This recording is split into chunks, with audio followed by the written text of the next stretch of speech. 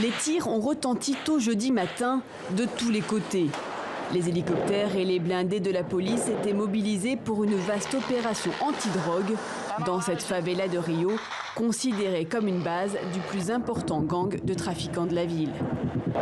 Mais le coup de filet a mal tourné. Au moins 25 morts, dont un policier, et des innocents blessés dans les tirs croisés. Après la panique et les explosions, il ne reste dans ce quartier pauvre que des mares de sang et des habitants traumatisés. Dans cet appartement, un homme en sang a débarqué, s'est réfugié dans une chambre d'enfant avant d'être abattu par la police. Ils n'ont pas laissé le temps aux garçons de dire quoi que ce soit. Ma seule réaction a été de protéger ma famille. Ma fille de 9 ans a tout vu. Elle ne voudra plus jamais dormir dans cette chambre.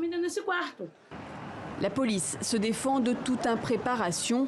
Elle exhibe sa saisie, des fusils, des mitraillettes, des pistolets, des grenades, des milliers de munitions et une grande quantité de drogue.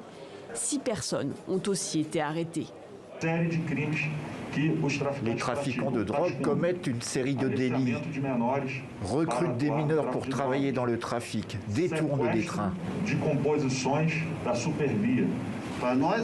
Pour opérer, nous nous appuyons toujours sur beaucoup de planification, avec de nombreux protocoles. Et nous avons mené 10 mois d'enquête.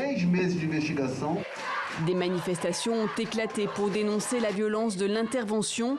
Selon un site spécialisé, 25 morts, c'est le plus lourd bilan pour une opération policière à Rio depuis au moins 5 ans. Une opération menée malgré l'interdiction par la Cour suprême de mener des raids policiers dans les favelas pendant la pandémie, sauf en cas de circonstances absolument